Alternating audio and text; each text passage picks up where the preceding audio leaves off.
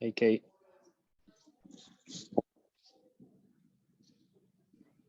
Hey, how are you doing? Good. How are you? Well,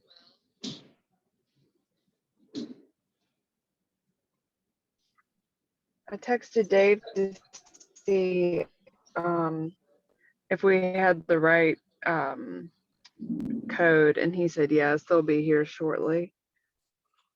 Okay. Yeah, I can only probably attend for about 45 minutes. I'm actually in Phoenix at a conference.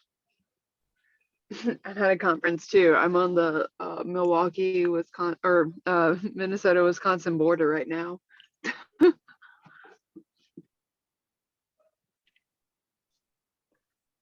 Yeah, I didn't realize Arizona didn't follow the daylight savings times rule when I told somebody I had to call at 11. And they said, "What time's at East Coast?" I said 1. They were like, "No, it's not. It's 10." I'm like, oh, I forgot that they don't follow That's daylight funny. savings time. Yeah. Hey, Sean.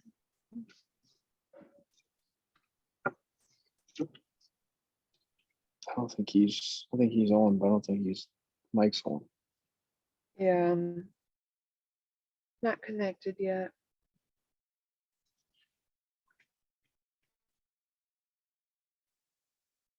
I think it's going to be a short meeting, just because it's all review and we don't have to make any votes. Hey, we're trying to log in down at the government center. Just so you know, Kat and PJ. Thank you. We're having some. We have 5. Yeah.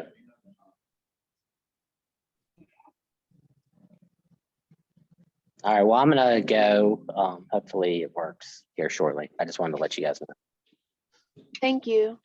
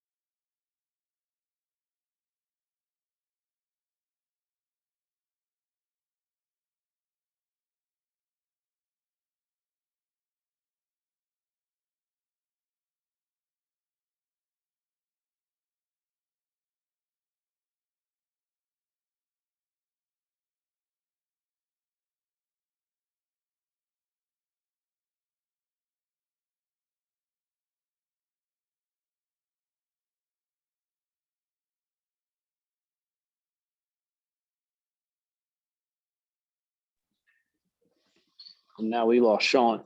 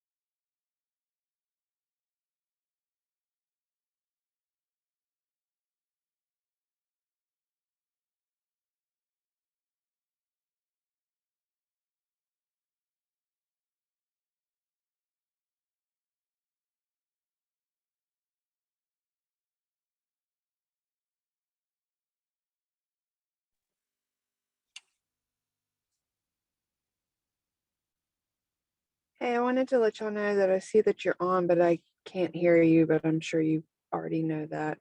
Just making it clear, I guess.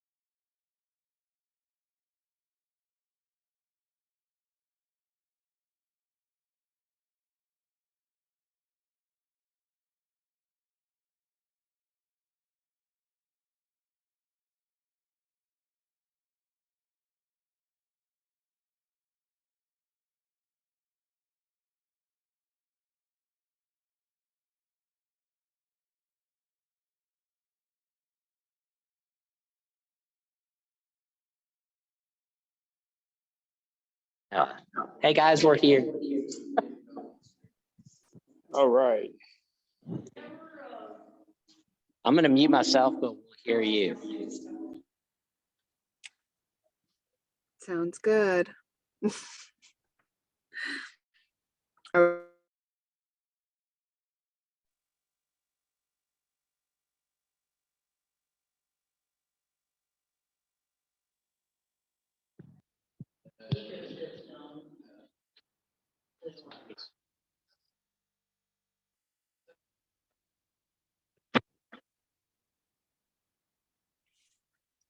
all right, shall I call things to order? Okay. I don't know how this, yeah, okay. So, thanks for being here. I think we're gonna have some people that are gonna join a little bit late, and I think we might have some people that have to leave a little bit early.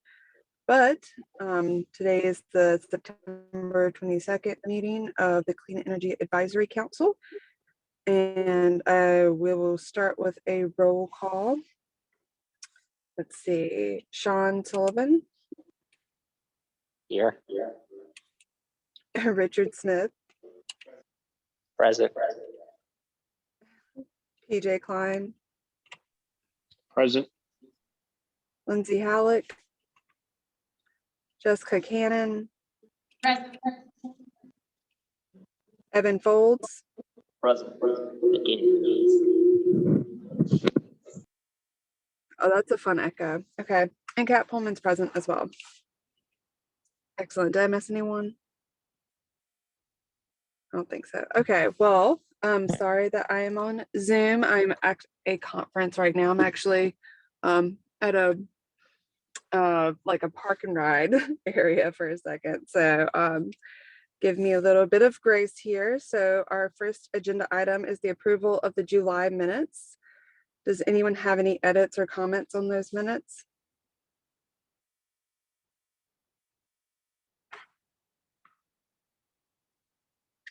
All right, well, hearing none, does anyone want to make a motion to approve?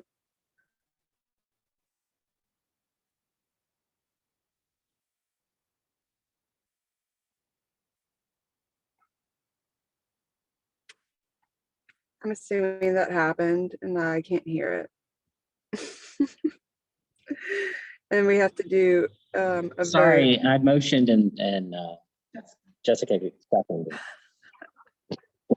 Perfect. All right. So we have to do a roll call vote for that, correct? Or approval? That's correct. Okay, perfect. So we'll start with Jessica Cannon. Sean, Approves.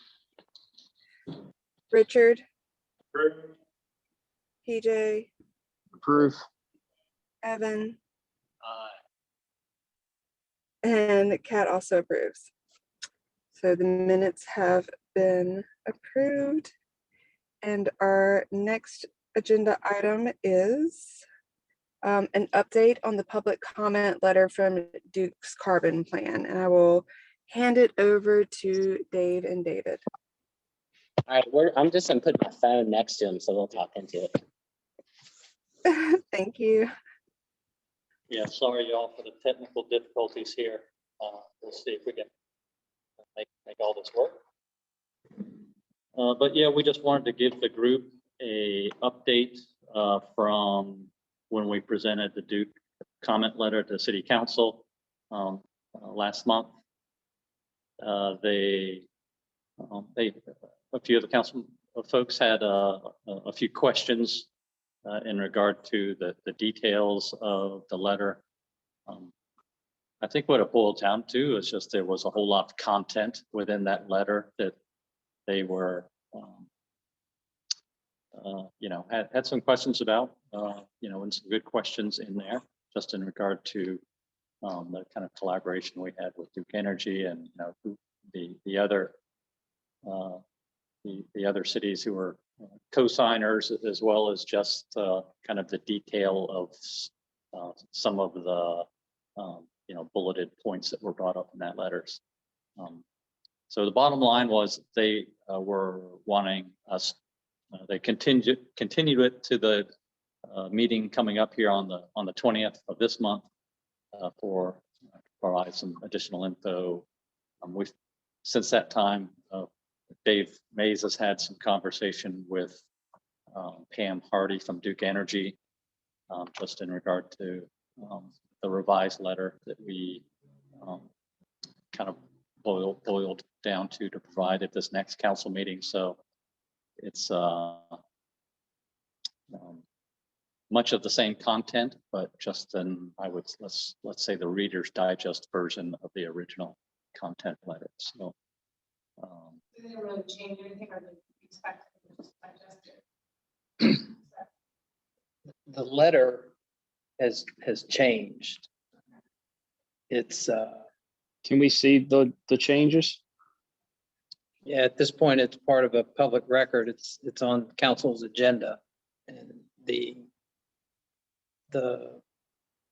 points are the same, but the content and the context that was built into the letter that we had been provided from the cooperative group of other governments has been, shaved off for the most part. So we're making, we did. The city of Wilmington did. And this was at the direction of city council. They wanted us to basically take the weight off the letter and engage with Duke. Consider Duke to be a partner in our community, making sure that lights are on and refrigerators stay running. So they don't want to upset Duke. Alienate, partner in the community. So you basically took the same points, redrafted the letter, and we engaged with Duke on that level of it. And that's what's going to be presented on the 20th. Got it. And just for our information, you can shoot us a copy of the before and after. Yeah, I know you said it's on the agenda.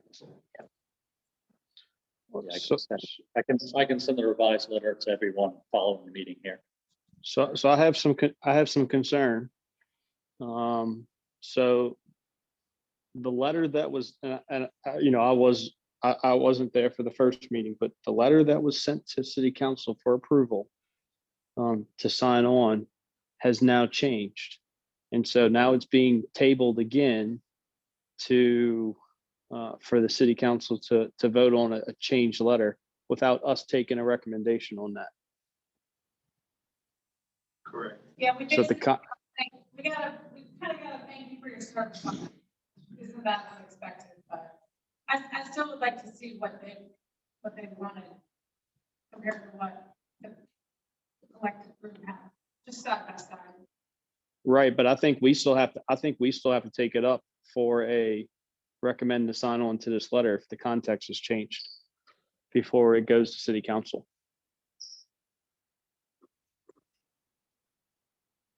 Well, or it goes to city council without our recommendation, Whereas the board, Well, then what's the purpose of the committee then? well, I hear you. Yeah. But I have a question though. So it was supposed to be a letter from multiple municipalities, but if we change it, I mean, it's going to be for us, right? Yeah, that sounds like city council's directive was that they wanted us to separate, correct? It'll be a city letter just from the city of Wilmington now. 7 or 8 others were part of the original joint letter. Branch all on their own letter. So a few other cities did not only that, but actually did official interventions as opposed to just a comment letter. So they went and testified before the utility commission. So they went kind of even a step above and beyond what the comment letter was initially going to be. So I think that was Charlotte and Asheville. Well, let's go back on that. I don't know what you mean by testify in front of the utilities commission. The hearings don't start until tomorrow. I think they've got a reserve spot. They're going to testify. I should have said. Okay, yeah, I'm gonna have to find out about that. I didn't see any, I didn't see them as interveners in any of the documentation. I'm not saying that that's not right. This is the first I'm hearing of it. I know they were doing some more official form of intervention. And I thought that included officially testifying in front of the utility commission. You frame that as intervention. Would you frame this letter as an intervention, or is it more of an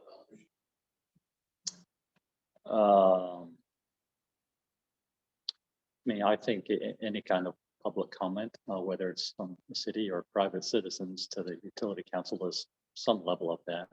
It's just kind of the terminology I think that they used for the different processes. So I guess we're drawing towards subtraction. So maybe that's strange.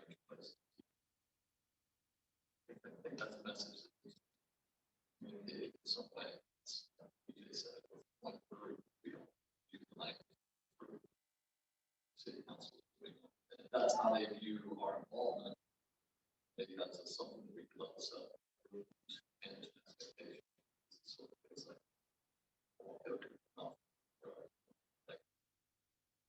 someone asked that question. Yeah, I mean, I understand the sentiment. Ultimately, it's going to be city council's decision one way or the other. It's not hurt feelings, it's more protocol. It's like, what's the weight of our decision? It feels like we should know that, I think we just got that. Well, and that's kind of what I'm trying to clarify, right? It's like, you're right, we did find out, but it's nice for them to at least acknowledge it, and if not, so be it. But it would have been nice to have seen that before this meeting. So we can have a conversation about it as well. Yeah, Evan, I couldn't hear everything you said, but I think I got like 80% of it. Just make sure are you in the same court as I? Is that the city council is being asked to approve something that we haven't seen yet? Yes, I am. And I'll speak up. Didn't realize I couldn't hear, but it's basically the discussions around the management of expectations, not necessarily hurt feelings or anything. It's just, to your point, I agree with your point. What is the purpose of the group if we're not approving language that's being proposed? That seems pretty straightforward. Even if they didn't, accept our proposal, it seems that they would want to see it, right? So that feels a little bit out of alignment to me. And the other point that I made is just being able to see all of the information that we're talking about before we talk about it. This draft available, I didn't know to go to the city council agenda to read it, right? So I'm talking about something that it may have had a comment at. I have no idea, right? So it doesn't sound like that's what it is, but it sounds substantial, which is pretty significant. So I'll take this even one step further, Evan, if I may. To my knowledge, at least personally, but has anybody from the city council talked to any of the committee members about this letter, or has it just been the 2 days? no. And other than the conversation that was had at the council meeting.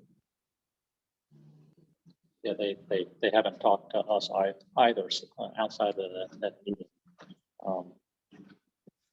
It really was just trimmed down language. I mean, we had to trim it down significantly, but What's the page? But just curious, because it was, yeah, now it's like a page and a half.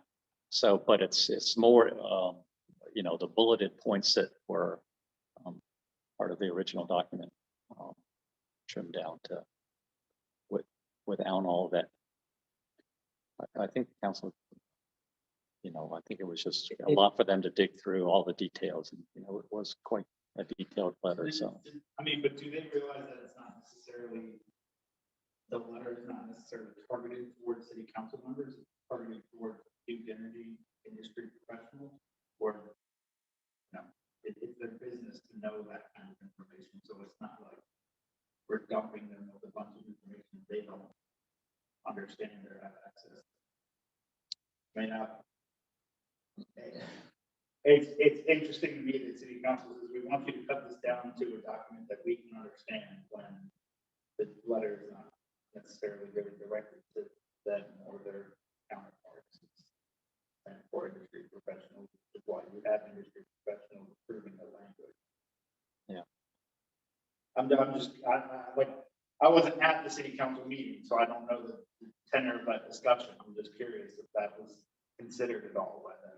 But that seems interesting to me that they would. It seems a little backwards in my mind. Well, the other part too. There was a realization during the discussions about this letter that it was clear that at least two of the council members had some concerns. Who, Neil and who else? I think, it was Luke. And with what importance and significance has been placed on this issue, clean energy, going forward, especially from the mayor, the manager suggested to delay the item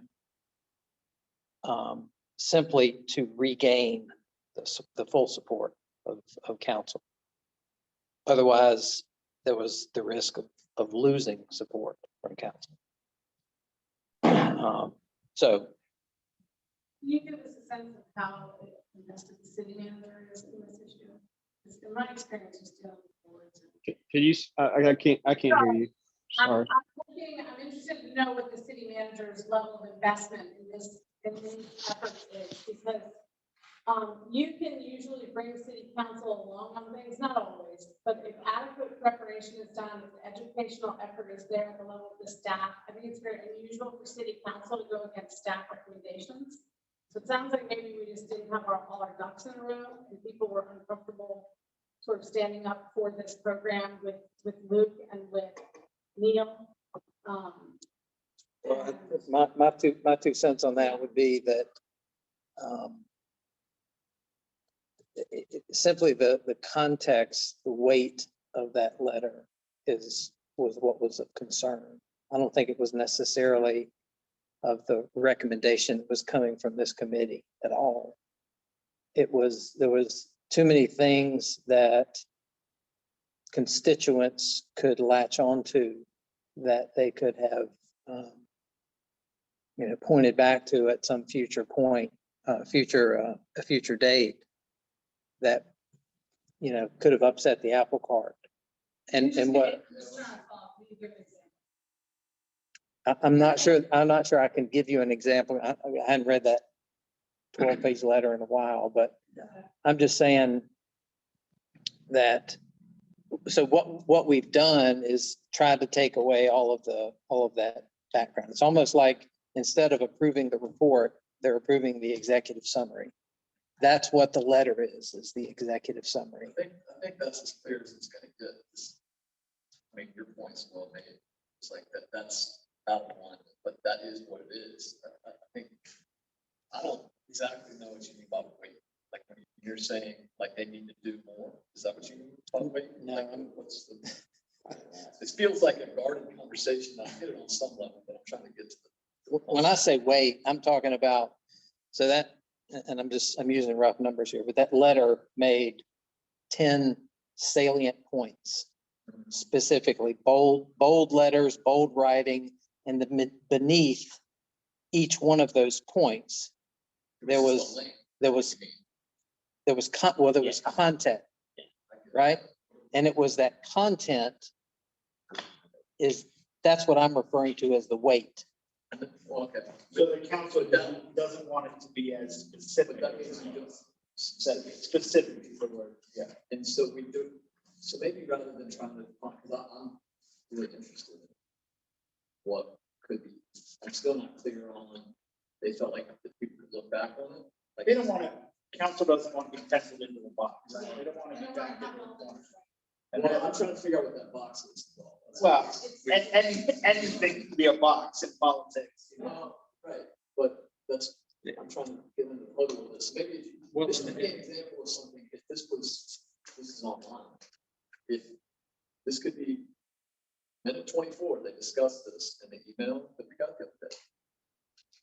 It would enrich the conversation, because there's no way you guys can communicate. what I'm trying to ask you. And in part, they didn't share what their specific concerns were either. We, we could, it would, Basically. we would be speculating if we, Yeah.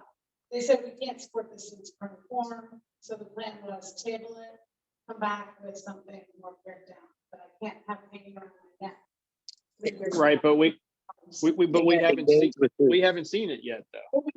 This is an engagement, too, right? That's it. The direction was for staff to engage with Duke.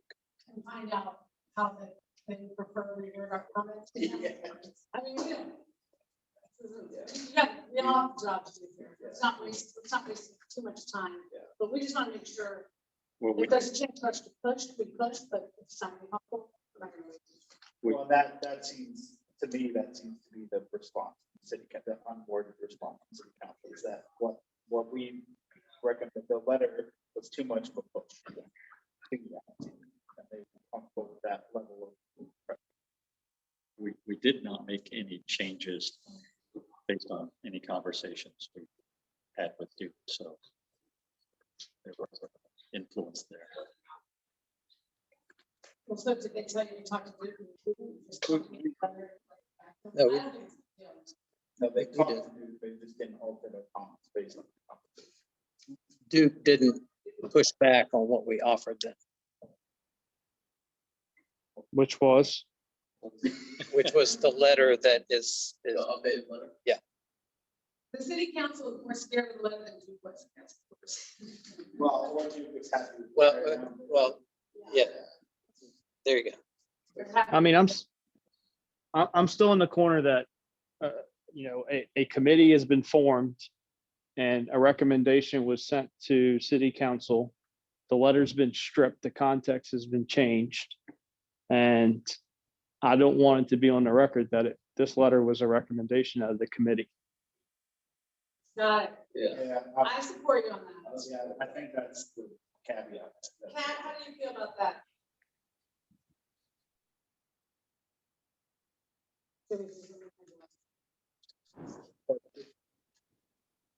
Did you just ask me? Yeah, how do you feel about, we're just deciding. So I'm trying to absorb everything that everyone's saying because I agree, but I think I'm somewhere in between. Yes, I don't want it on record that this group gave that recommendation, but also the idea that this is an advisory committee and that once it gets to city and it's, a city approved thing, they have the opportunity to do whatever they want to it in order to pass it the way that they want to. So I think it's disappointing, but I think this is kind of the way that this has been set up, if I'm not mistaken. So my take on it is, if the city wants to approve that letter and send that letter to Duke, then that's perfectly within their rights and their business. I just don't want my name on it, because for the simple fact that we haven't reviewed it.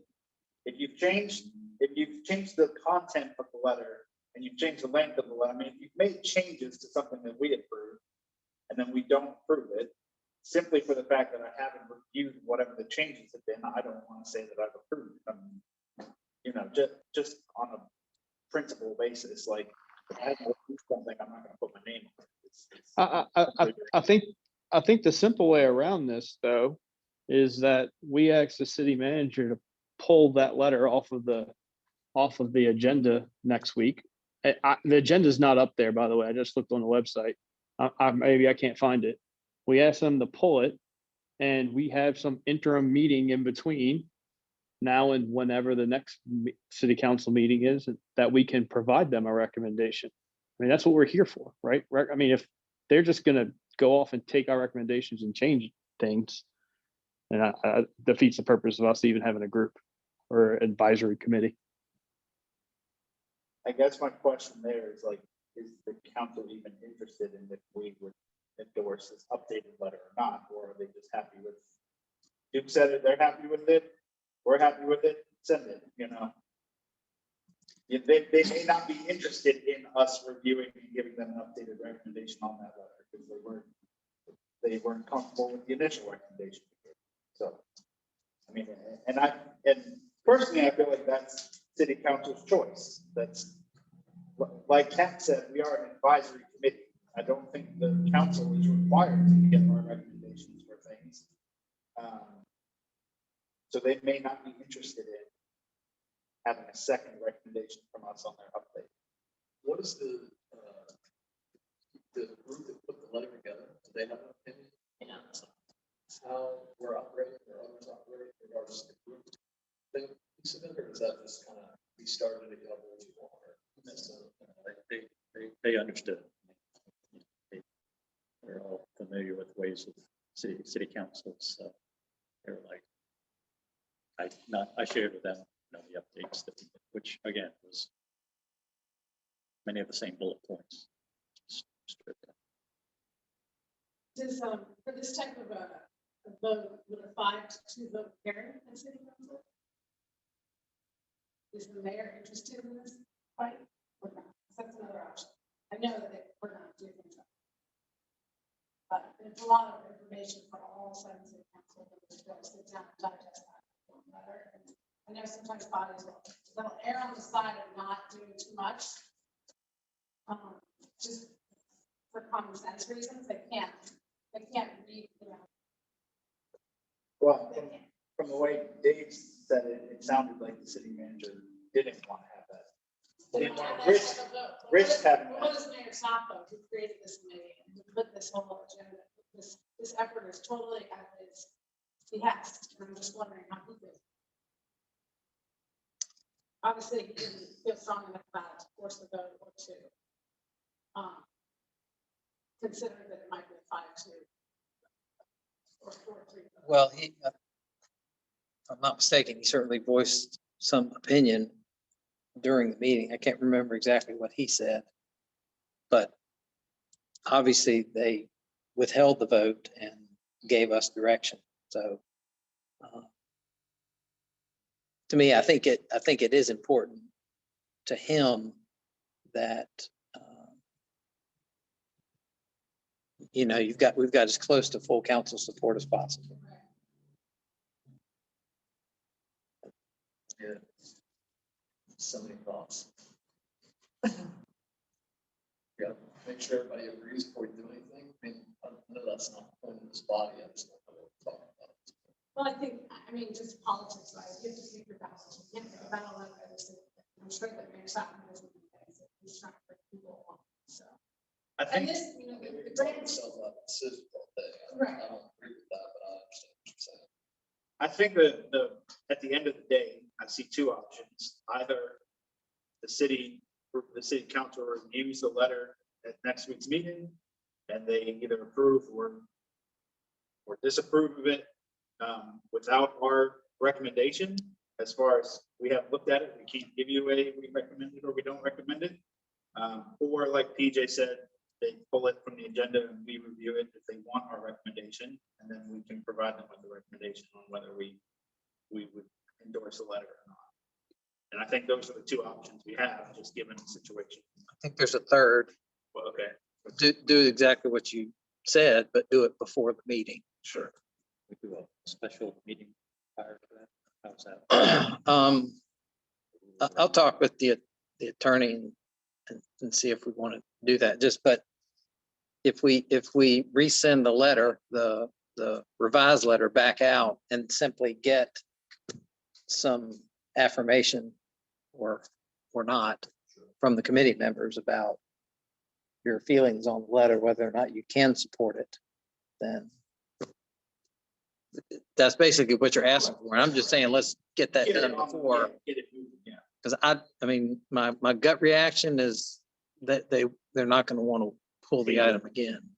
Yeah. But I mean, I could be wrong. So Well, and I have no problem, me personally, at least, I have no problem with expedited timetable on it. I just didn't know whether that fits in with the logistics and policies of the city as far as if we're allowed to do that with such short notice, you know, or if we need to give a 3-week notice about a meeting and an early meeting. Well, Or what I'm or talking just the about wouldn't or just the constitute- formality of documenting our comments. Yeah, and I think What's the formality of documenting the comments? Is that- well, I'm offering something that wouldn't necessarily constitute us all sitting here regathering for another meeting just to vote on it. What I'm saying is I will ask about the process for us to send you the letter. And sometime at, you know, some hard date that you respond back to the city, yay or nay. And it may have to be as simple as that. Because respecting what PJ was saying, if we come back and, you know, everybody's got red lines on the letter, then we're left with, you know, nothing that we can present to city council. Right. So I would be curious, like, I don't have any problem with that. Out of curiosity, I would be interested to see if we would be, if we're allowed to not necessarily mark up a document or propose changes to a document, but yay or nay with our general impression or, you know, our general comments. You know, hey, personally, I feel that this letter is not strong enough, but you know, in the absence of something else, I that way, no, we're not having to propose changes to the comments, but here are your committee members, your advisory committee member comments on this letter along with their votes. So let's, 'cause I know we're well past our 10 minutes on this item, but let's agree to this, hopefully. Correct me if I'm wrong, but we will first explore what the options are and communicate those options to you and provide you with a copy of that letter. Hopefully within the time frame that it can be reviewed and affirmed before the next council meeting. Otherwise, if it is not affirmed, then we would simply state not affirmed, that the support of the advisory committee may be withdrawn for the letter in its current form. Does that make sense? It makes sense. I'm a little reticent to bring an opinion on a redrafted letter to the vote. We've already voted on those. Well, You know, that's just a vote on what they diluted, like. that's a lack of engagement to me. Well, I think that's the big issue here. That's what we're sitting here talking about, so, right? But I feel like I've been heard in the situation based on parlance, how this is played out. If that's their intention, like if I'm an objective group, I'm calling that and saying, is this how this works at this point, right? But I don't think, And I'm not sure that's really where they want to be, and they don't have to be there. I get it, right? I'm not trying to pick a fight. I'm just trying to let us what the expectation is. The idea is we vote on this weight of a letter, and they say that's too much. They bring it back to a simplified. Why would we ever vote to say that's approved at that point? Do you know what I mean? I mean, we've got to see the letter yet, but it sets up a disconnect rather than knowing the situation in terms of, okay, thank you for your input. Yes, we would like, you know, maybe a question to Tony, would you like to have the board's input or committee's input? Well, if I it's have, we made our mind up, well, then that's a big signal. If it's like, yeah, we'd like to see that, well, then let's also give them some input on how we think about it. It's not this. well, also the assignments changed, right? The assignment was, do you agree with this letter from other cities? And we can't change the letter, but this is what other cities are signing to, well, now we're going to have our own letter. Well, that completely changes the dynamics.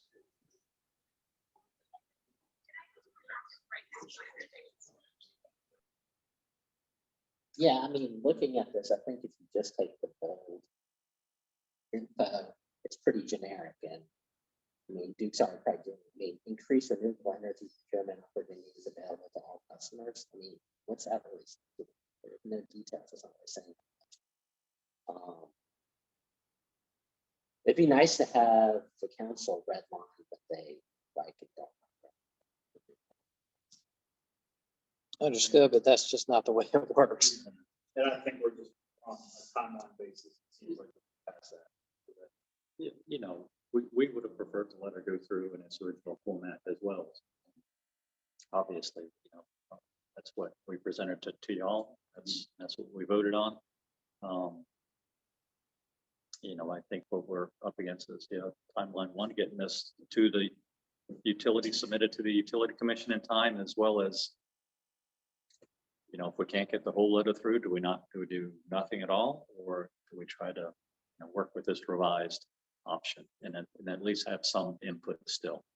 Well, I'm a little reticent to hustle on something that they don't want to hear, right? In general. And I think that, you know, the missed opportunity is that there was, you know, if we were sitting here informed on what this letter said, this discussion would be a little bit, you know, I think that's one takeaway. Like, let's try not to have a discussion about something that we're doing, because it's just like, we can't make any progress. Yeah. And if we have to do it by next week in a way that, if what you're saying is done, I think I'm hearing that it's diluted and it's just the highlights, makes a good point.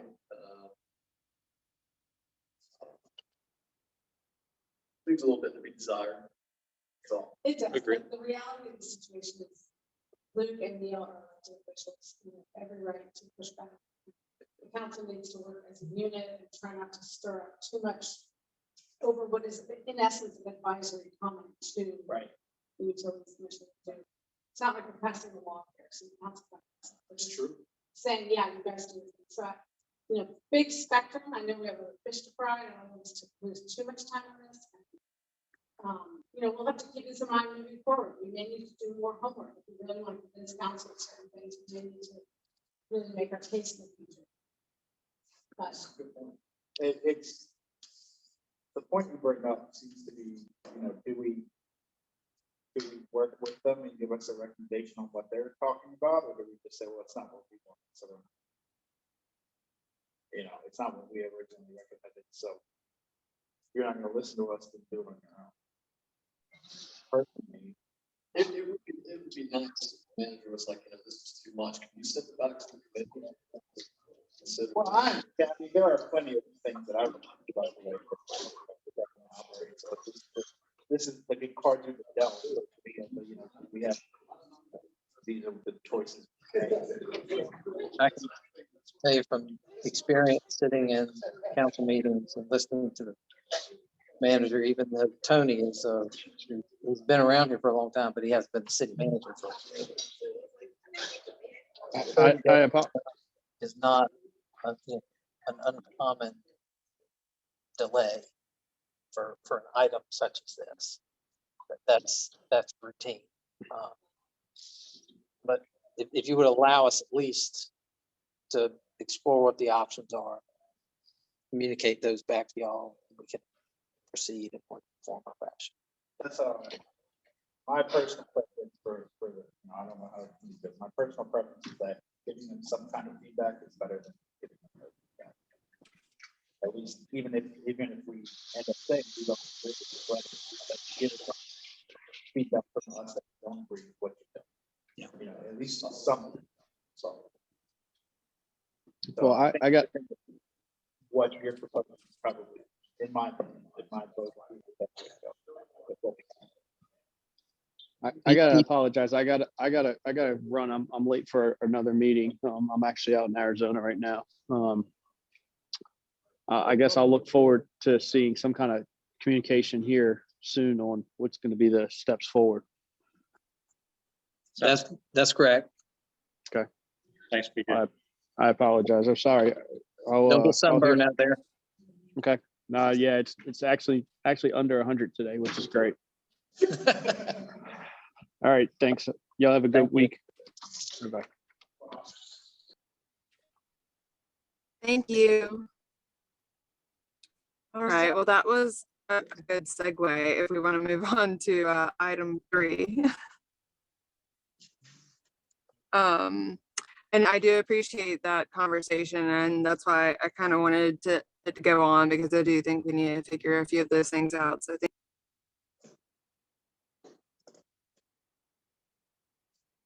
Yeah. Caddy, you still there?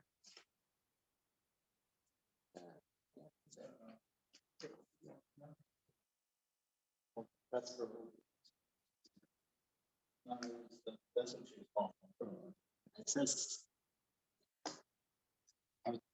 Okay, well, Hey, Kat, are you still there? we were segueing. yeah, Okay, great.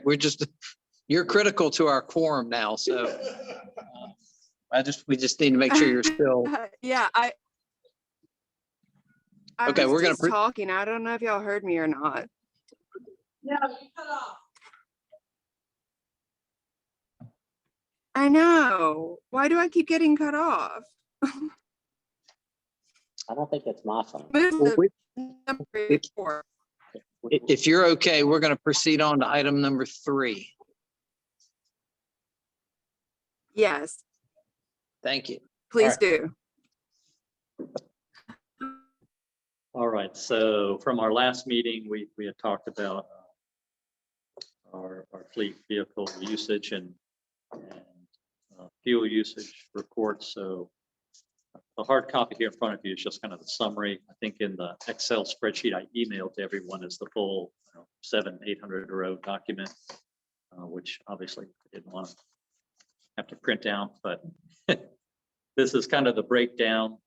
And the point of this is to kind of begin for y'all to get familiarized with kind of what we're looking at as far as our overall fleet, so we can begin to formulate some ideas and actions around that action item number 7, which is adopting a CEV or hybrid vehicle purchasing policy.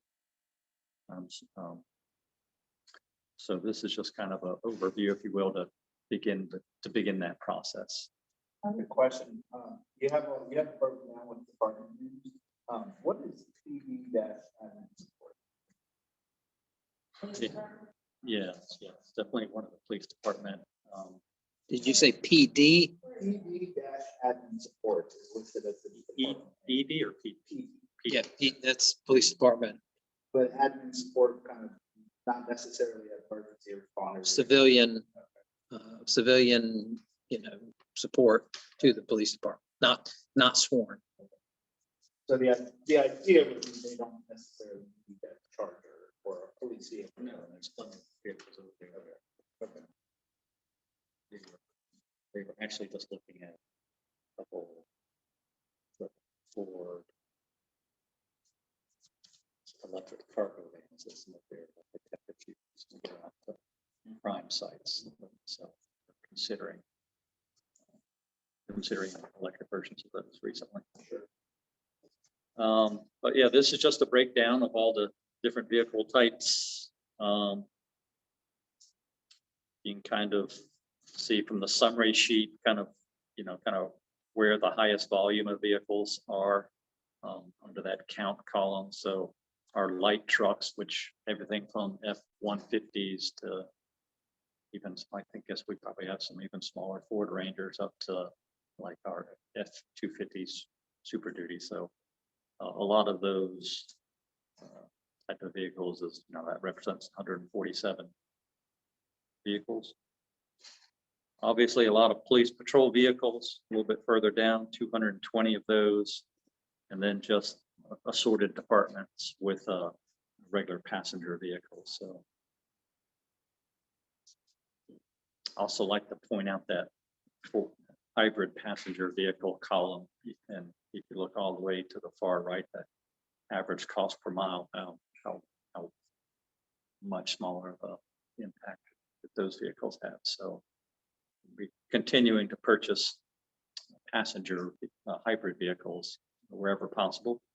But obviously, those are still having a mission. No, but it's possibly the comparison between cost of gas vehicle versus electricity. Upfront cost or life cycle? Kind of all baseline, like over time, cost you 8 cents on hybrid or 47 cents on truck or bus for ballpark. Yeah, we don't have any of that data, since we don't have any fully electric yet, but there's definitely some. We could ask that. Yeah, it's new. Yeah, there's some other cities around, but Just be interesting to know what that cost was, because if looking at that, that's substantial, but what is it in reality, right? Like, that's something that's really important to sport, makes people come to the buzz, when we get like electricity. It's like that, right? So to know that would be really interesting. And the other piece was like, there's 665 total vehicles the city has, is that right? Like, that's not just this chart, right? and that's just, if you look at the second page, there's also some data for the fire department, which is not included on the front page. And I don't have a breakdown of my vehicle type for the fire department, as well as any vehicles and golf carts they use out at the municipal golf course. So I've got, Just because that hadn't gotten to it yet, or why would that be? yeah, For the fire department? Yeah. Yeah, well, the fire department operates exterior to the city fleet fund. They manage and maintain their own fleet. I mean, their own. They have their own mechanics and do their own maintenance, and yeah, they're. Is that what, what is the organization like a county or is it like a? Nope, city fire department. We have Also, it's a department within the city. the city fire department has their own maintenance for their fire trucks. And, I don't know if you know anything when you buy a fire truck, but you actually commission it, right? Yeah. So we place the order, and then one of our captains flies up to wherever they're building it, and they commission the actual piece of equipment, apparatus as they call it. And there's a lot of, I mean, Like a relationship, comes official. So They spec it out, test everything. I don't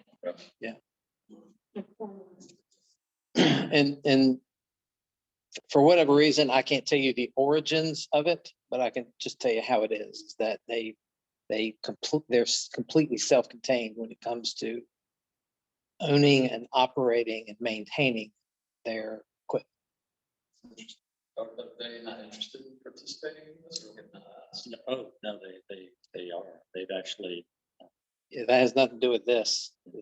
That's just the way we're organized within the group. So I think, and the same for the golf course. A little simpler with golf carts. Golf carts are not part of the fleet fund. They're just a piece of equipment that's exterior to the fleet fund. Does that mean that we wouldn't consider them the city? No, we do. It's just that the data is not as readily available, or compiled in the same way that this is. There you go. I get it. I'm just wondering if it seems like that is something we could ask. But what I was going to say was the number of vehicles total, it would be interesting to see that historically over time. Yeah, we've got that. Because that would make this graph. It's like, what's the number of vehicles over time? Yeah, I mean, I've got the overall usage over time, but yeah, I also have to count the vehicles, at least since I've started kind of breaking this down, 2 or 3 years worth. So But is there something specific you are looking from us with this information? And, I think this is just kind of getting you all familiar kind of with what it looks like. Again, to kind of begin that discussion of, what are the steps that we want to take to, perhaps bring a purchasing policy in front of city council here in this next year or so. Getting a fleet study done, perhaps us taking a budget item for next fiscal year to city council to support fleet study and right sizing, whatever you want to call it. think we also talked about just helping them get going on getting an electric vehicle test pilot program in place, hopefully with this budget cycle. I know that's one of the things that we were talking about. It's a little bit different, but you know, buying a few EVs, figuring out how it works with employees and charging them, that's, there's gotta be some trial and error. You can't just tell them to the employees, now you're gonna drive a second car. So I was hoping this data would help us say, build in 10 vehicles in the budget this year and start your pilot program, because we're gonna need a year to build the data, at least a year. Is that memory serving? Is that part of the reason you hold on this week to test out? Yeah, I agree. I would love us to see us, as we can, and as we get some charging infrastructure to begin to get some at least some pilot vehicles in. Yeah, you can do a handful of cars, just don't charge. The other thing that did make it through council at the last meeting was us joining that or supporting the formation of that Clean Fuels Coalition. So we sent the letter off to Aldrich. You remember the gentleman that spoke to us, who long-windedly spoke to us that day. So we've sent him the official letter that yes, we're interested in supporting the formation of that Clean Fuels Coalition. So as part of that, they'll do things like come to the city, and he's already reached out. He's asking where would be a good location for us to do a drive event here in Wilmington to show some of the EV technology that's out there.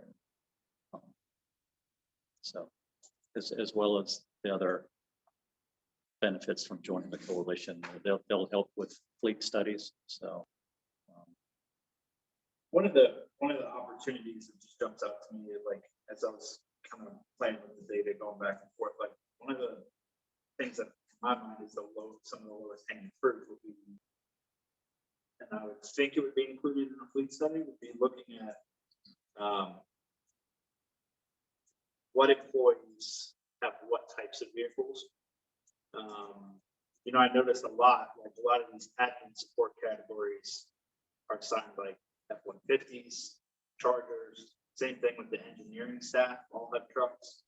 And, I've been in organizations where, all the engineers drive trucks, and I've never seen them put a single tool in the bed of that truck. They would just find in a Ford Taurus or, a hybrid or whatever. And so that to me seems like a lot of low-hanging fruit as far as what news vehicles age out.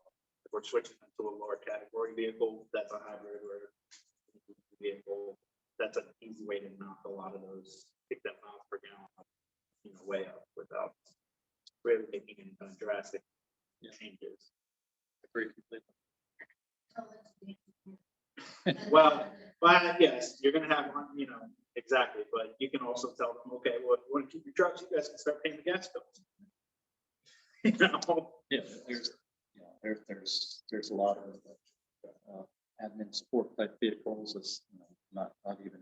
We got a guy that drives around and delivers mail to all the city offices that's in a or something like that. No, actually, I think he's in a hybrid. Fusion. But yeah, that could be a fully electric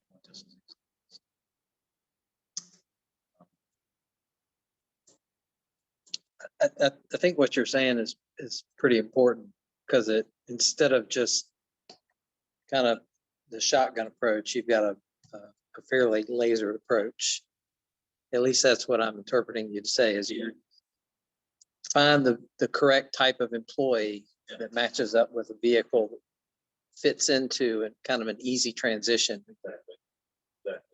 Exactly. Obviously, like, at least I'm not an expert on EVs, but in my mind, it's going to be much harder to find a vehicle that will work as a hybrid or electric police patrol vehicle than it is to find a social worker, a hybrid or electric vehicle. Or if we have someone that's driving something that is incredibly fuel inefficient right now, like a Charger or a truck, that has absolutely no need for a specialist vehicle like that to drive a normal hybrid or EV vehicle, it's an easy opportunity to upgrade the miles per gallon and take that extra cost off the street. And then my other thought, as far as when we begin targeting, if you're looking at developing, okay, which vehicles are we targeting, would be looking at which ones have the highest annual mileage. That's how I sorted when you sent me the document. I was the first day I sorted this by looking at, okay, annual mileage, what is on the road the most? What's where it's the biggest bang? Exactly. You know, the more miles that we're driving, the more of those that are electric miles are going to be how we're going to save the money and clean up the energy and that kind of stuff. And Great point. you know, like there's an F-150 that drove 22,000 miles this year listed under traffic. Now, is that a truck that needs cones and needs this, that, and the other thing, or is it a crash investigator that's going to drive up and get out of the car and look at T-Rex and get back in his car and drive away? You know, that could be an EV. There's opportunities there. We're definitely pretty 50 light ones to Sure. to become available. I think that would satisfy Yeah. those guys who are in pickup trucks and don't want to leave pickup trucks. But part of it's availability. Right.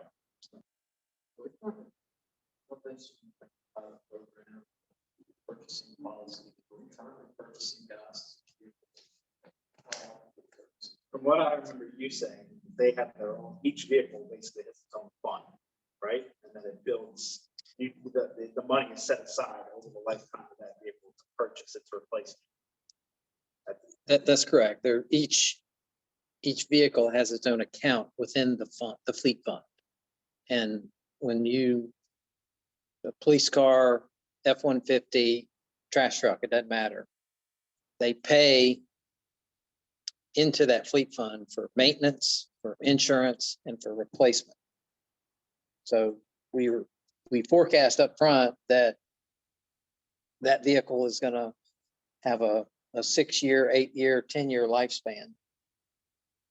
And the payment is at least in part based on what the expected lifespan is, inclusive of salvage and inclusive of future replacement cost. So that's how we go through The this. idea is that at the end of that vehicle's life cycle, you have the money there for replacement purchase. Minus the salvage that you get from it. So we talking about amending that purchase piece, or is it in concert with that? Are we currently purchasing new gas vehicles because we don't have that policy? Just trying to get a sense of like, holding off on doing anything because we haven't organized, or we still doing it because we haven't organized? Well, I can say that we're not holding off purchasing new vehicles because We need them. because we need them. Just trying to get a sense of that. Sure. No, I understand. This is it's an annual exercise, right? We're 50 to 80 pieces of equipment and vehicles every year get replaced. You say, would you ask for that once a year? Is that? That's It's built into the budget. It's Budget cycle.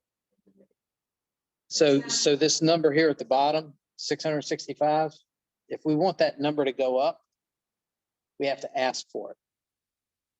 But well, there's two things. If it's not included in that 665 number, we have to add another vehicle. That's an ask Next year.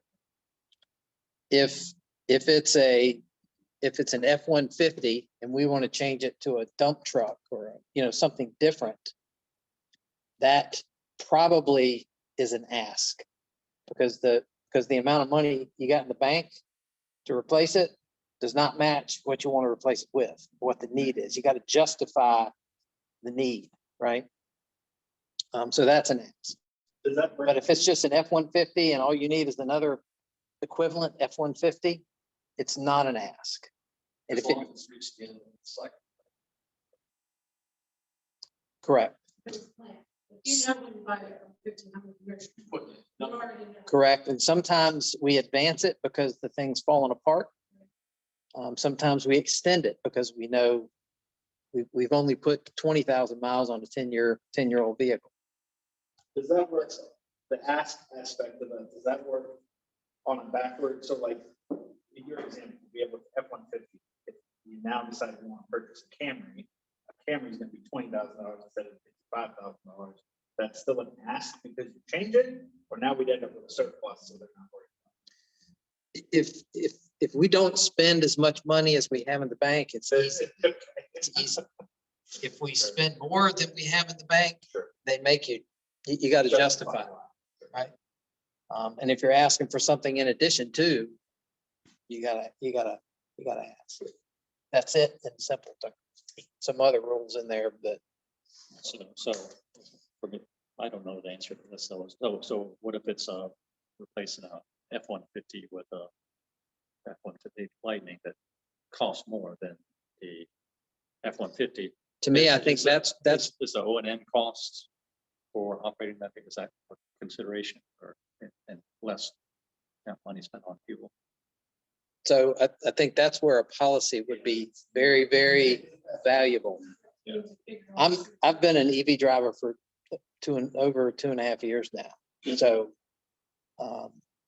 I've experienced the change in maintenance and the fact that I don't ever go to a gas station unless I need a drink or something, right? It's a big difference.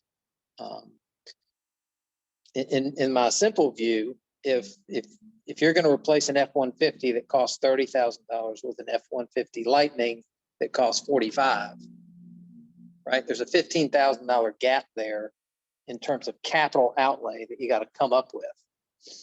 You can make up some of that because the maintenance portion of your fleet cost is going to go from something to something less. It's not going to be remarkably less, at least initially, because F-150s are pretty reliable. There's not a whole lot you have to do to them. They're not major pieces of equipment. Over time, you will gain more operating that electric vehicle because the maintenance cost is just tires, brakes, and windshield wiper blades. Operation.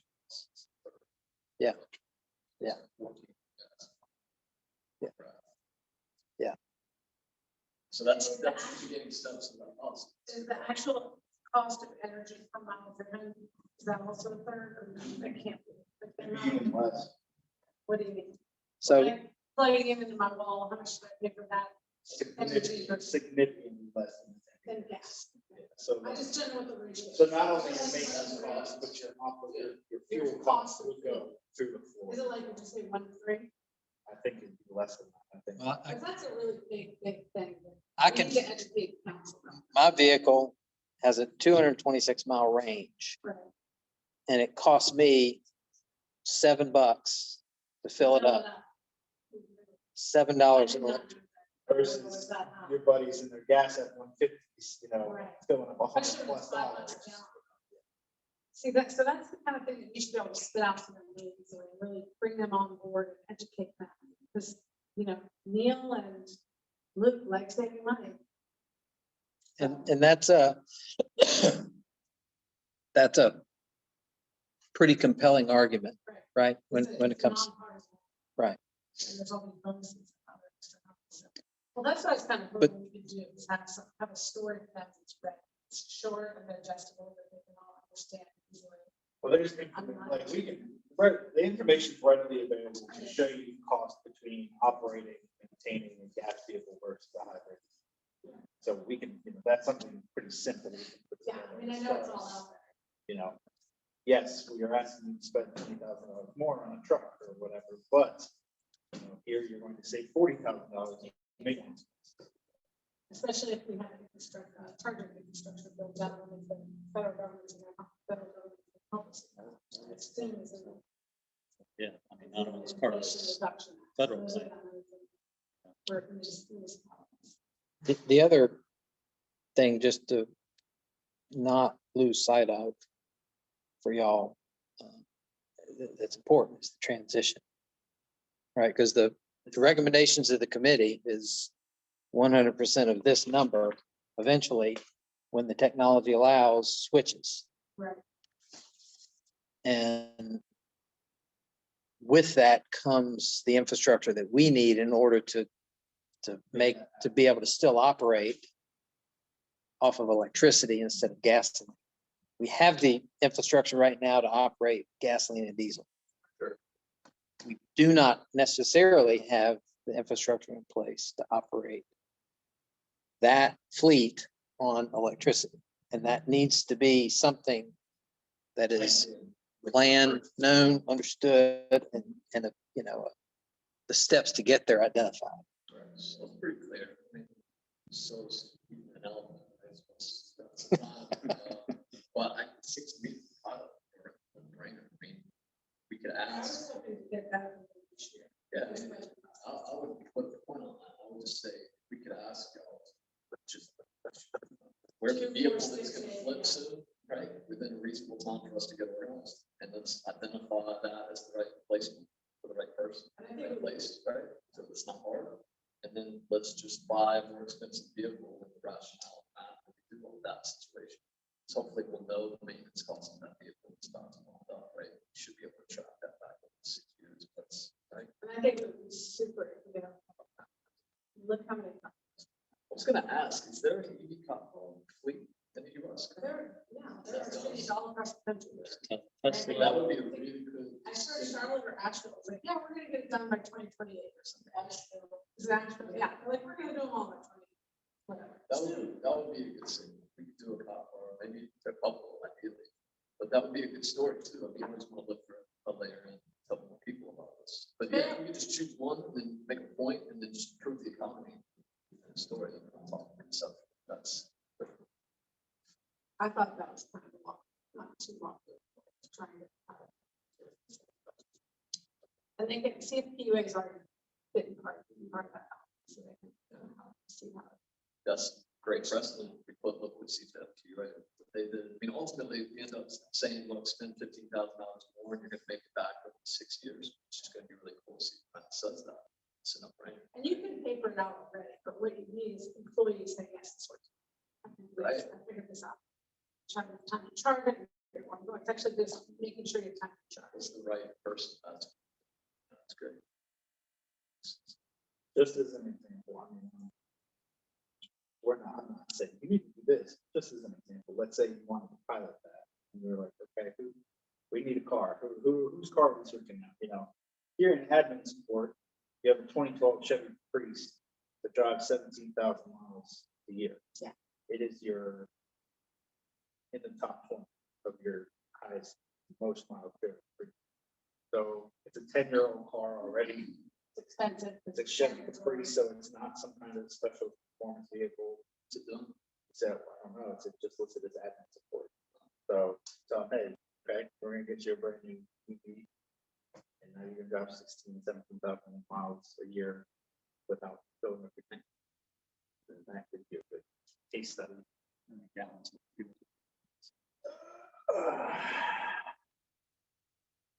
was 1,500 gallons. Might be easier budgetary runs to just target vehicles that expect to be. Say, okay, tag on board, scheduled package. Probably a handful of drivers. The only thing- Slated to get a new car. Anyway. The other thing I'd worry about that is like, let's say this year's budget is, you know, what's slated to come up is 30 police cars, 10 dump trucks and 10 F-150s. Then it's like, well, the price difference there is a Tesla versus a Charger is like $40,000. F-150 Lightning versus a regular F-150 is $40,000 difference, you know, et cetera. Whereas this, the Chevy Priest is 15, 20 grand, and the Ford Fusion is 25 grand, 15 grand. So, you know, there's a significantly less, it's less of a fight where, you know, instead of asking city council, hey, we need to spend $50,000 on an electric Tesla car.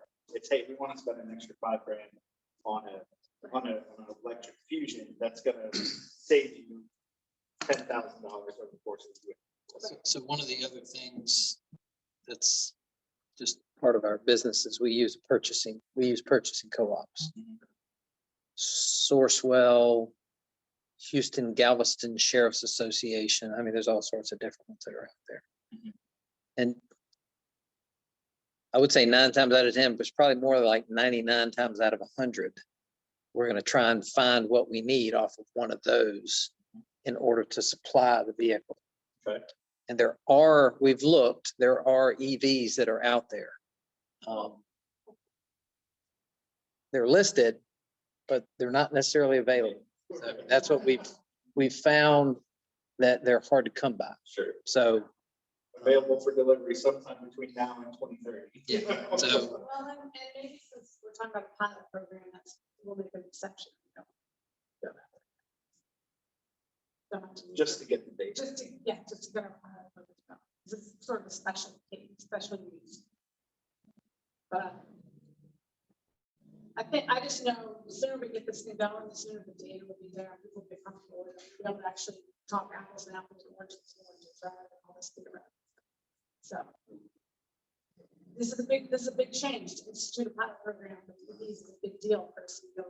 So I just think it's going to take some prep work. So we're in September. When do we usually turn our budget? January, and we talk about it until the spring? Or, you know what I mean? Like the numbers are getting. but budgets are due in January. That's Yeah, right. so we really got to. Does the fleet manager have a city vehicle? The biggest way to get the buy-in is give the fleet. Okay, he doesn't.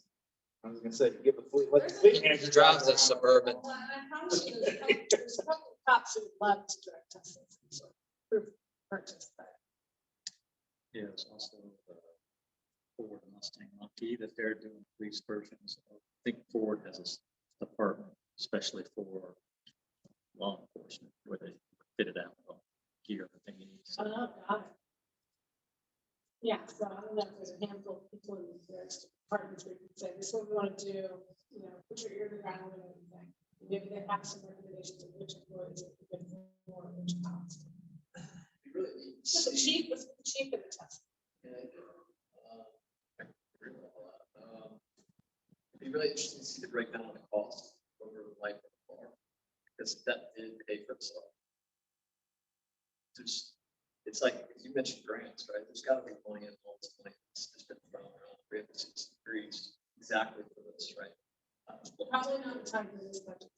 Not like that was going to come the fall, but Well, I could be wrong. no, actually, to January, you're right. You can give it a grant anyway, unless it's just perfect. But it's that kind of strikes that idea. But the idea is we got a grant, get it started and pay for itself. That's one way into the plan, right? Again, I think Generating. An electric Or you police spend Tesla it. seems to cost around $64,000. how much do we pay for our conference?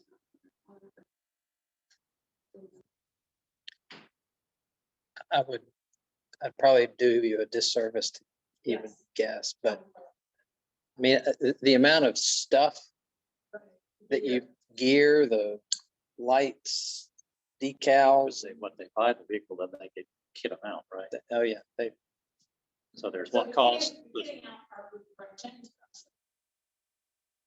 I don't know. I don't know, it's different.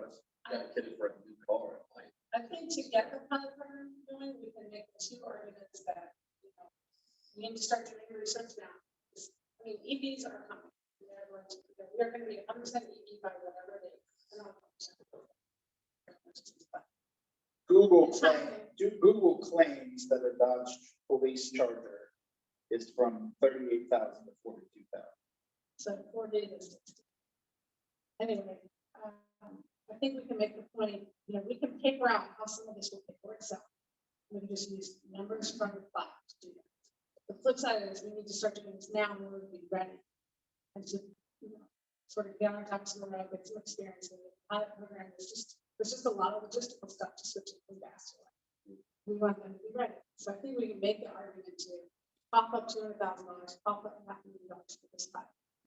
For infrastructure and for new vehicles.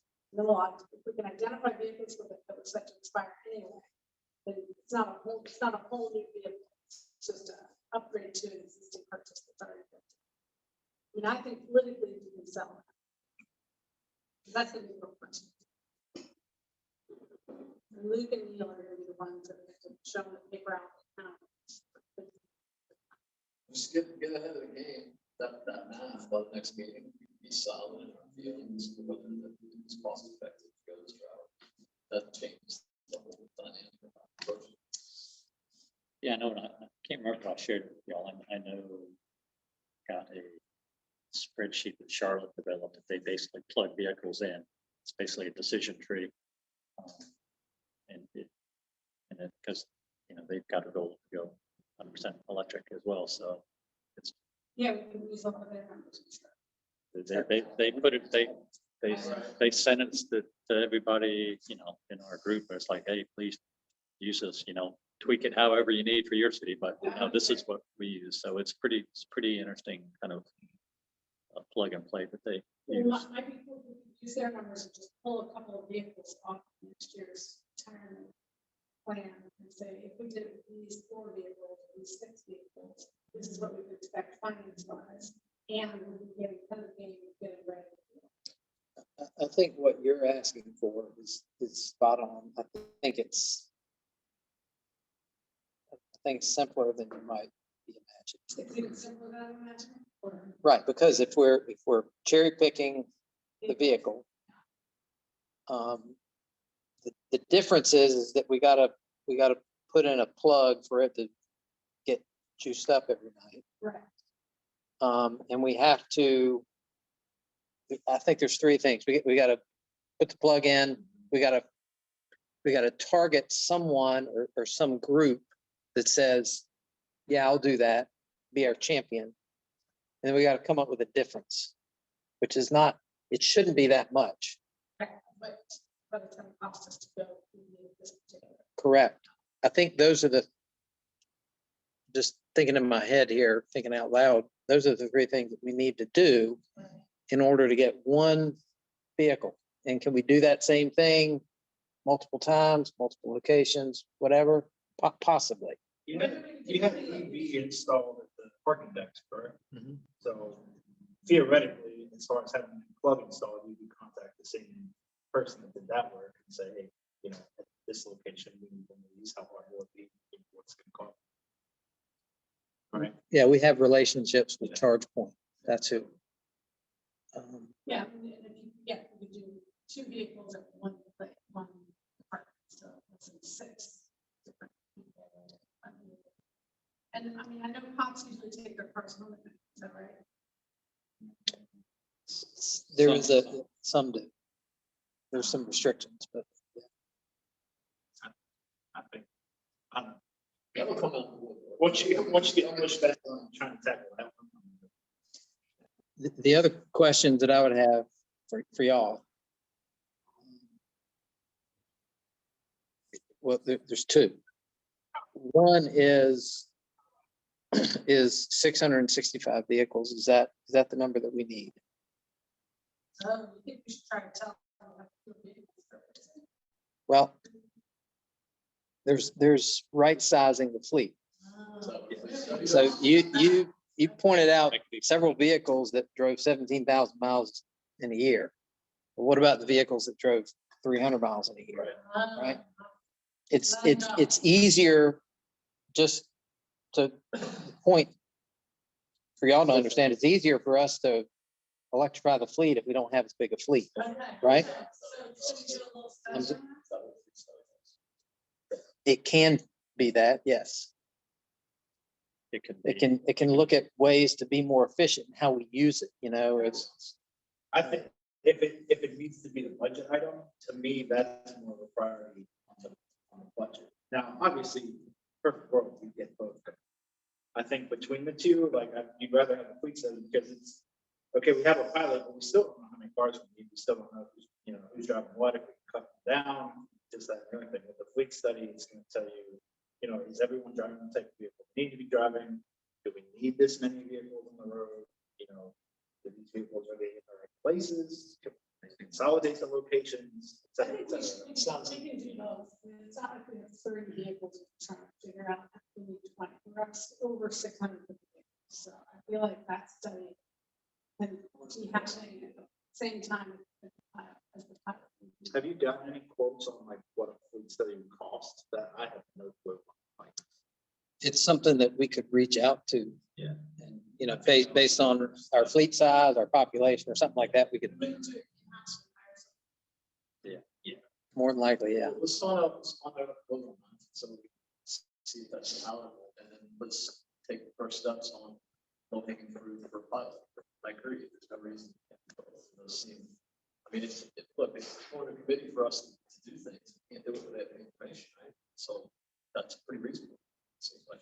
Is there any pressure on department heads to make sure they're using their vehicles efficiently, or is it like, no, we gotta use it, if we don't use it, we lose it, we have to have a little bit outage? I mean, it's that's. Or they drive a car during December, so they. Can I respectfully decline to answer that question? Yeah. So you would not argue that it's wholly dissimilar from federal government? Well, so if you, I'll just say this, if you give up a piece of equipment, you're gonna have a hard as hell time getting it back. So it is. And you also, you know, there are certain pieces of equipment that you don't need very often. But when you need it, you gotta have it. And you can't necessarily go out and find it somewhere else. You can't find someone that's gonna rent it to you. So there's gonna be those oddball offshoots that they don't fit into any box. I'm curious if you need this 1999 Crown Vic that was driven 2 miles last year. It's probably sitting over in the, you know, fleet department lot because it doesn't run right now.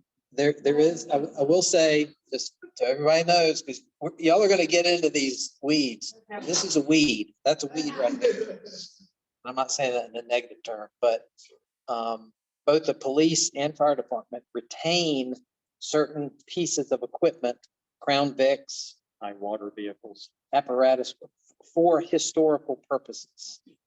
ground. Which is fine, but then they can be eliminated out of the fleet stuff. What do you mean? Because we don't need to, if it's a 1999 vehicle that we're retaining for historical purposes, there's no need to replace it. So we can take that out of the calculus, you know, that reduces your fleet number right there. If you listen to the last council meeting, was it the last one? I don't know. Yeah, they were talking about a museum, WPD museum. So that's part of it. So So I'm sentimental vehicles, but as long as they're not costing us a ton of money. They're not fine. used. They're also. No worries. We have a military all-terrain vehicle that's driven 100 miles. We're not gonna find an EV 18 APC carrier. And it's- Yeah. like- What's that program called? Yeah. They get like 2 miles a gallon. Yeah. They use those All right, well, so what do we think? Should we try to put some numbers down using the Charlotte numbers? Should we try to target a few vehicles that might be eligible for this? And then I'll talk about it next time. this was great. Good. You've given us some direction, I think. We can come back, bring back some. When you say Bring back city something. council, you don't like our Duplo, we have something else. You owe us. Remember, this meeting is being recorded. Sorry. I love it. Yeah, I don't know if we can sit down with Sean and maybe kind of try and target 5 to 10 vehicles that fit into that parameters. And employees who want to participate. Yeah. Who want to take something picnic. Right? Yeah, maybe one of those 5 or 10, we can reach out to whoever the drivers are and say, hey, do you want to be an EV champion? Do you all have weekly or monthly communication, maybe just a little bullet, hey, we're going to try and look at this pilot program, do you think would be a good employee? Yeah, we send out a public service kind of newsletter. Yeah, it'd be great to do it with someone who's. There are waterways and stormwater education, definitely. Yeah, sure they could. You know, And they would try to be very enthusiastic. We have any, you could make sure that there's history of the maintenance. oh yeah, they keep close track. There's more history than you really want. Yeah, we have plenty of that. Are we at time? We are at time. Well, we didn't get to the last item, which, you know, we can certainly table until the last. One thing I want to bring up just real quick in regard to the last item. If you if you look at the very bottom, you can see our kilowatt usage for this year is up significantly. About 2 million of that is because it's Duke now is reporting estimated kilowatt usage for over 6,000 overhead streetlights, which they didn't used to give us that data. On your accounts, on mine, they still have the lighting usage broken out separately. It's there, but it's not totaled in. So I guess the question would be, do you want to start counting that estimated and it wasn't previously wasn't counted at all? It's a discussion where. Right. Yeah. Other categories we know of. As my question to you is, you don't have, the city has no control over those lights, correct? They were turned on and off by you. So my personal professional opinion on it for you means that you don't count those. It's estimated usage, it's not actual usage. And you have no way of actually expecting change on those lights, short of taking them out. So It's adding or subtracting. So I don't see particularly a reason for you to count those when it's, hey, we're not actually getting actual data out of it. And B, it's usage we can't have no control. To change, the best thing that we can do is change, and we ask for this information, is change the type of light, right? So we're at 98 point something percent switch to LED Right. from Yes. Yeah. Or sodium vapor or Yeah. something, whatever it was. Yeah. What we have asked, and pretty sure I agree with you. What we have asked is, what would be the estimated difference between the old style light and the new style light? Because ultimately that is electricity that the city is asking to use. We just don't know. We didn't quantify it before. Now you're telling us how much you think it is. What do you want us to do with it now? And we at least want to acknowledge that so that, going forward, y'all and city council and everybody knows that it was there. It was never not there. And this is what we've done to try and squash it down as much as we can. Yeah, it's definitely been part of the greenhouse gas emission estimate previously, so. Obviously, it's a big jump. It's like, what the hell is going on? And even if Duke doesn't get you that information, I would think that you guys should be able to pretty easily estimate that yourselves. You take, okay, well, if one street light LED uses, whatever it says online, 50 watts an hour, then an incandescent one used 300 watts an hour. They're on 10 hours a day. We have 6,000 lights. And you could do the math to get ballpark. Yeah. I gotta go. All right, Pat, you want to guide us out? Are we all done, or do we have anything else? Yeah, I'll just say we can Yeah. table No, y'all that go ahead. agenda till the next meeting. All right, Motion do we to have a motion to, So moved. All right, meeting adjourned. Thanks, Kat. Thanks, everyone. thank you. Just FYI. That door open. Thank you for that. I was trying to. No. Yeah, I just was like, oh, wait. We may try.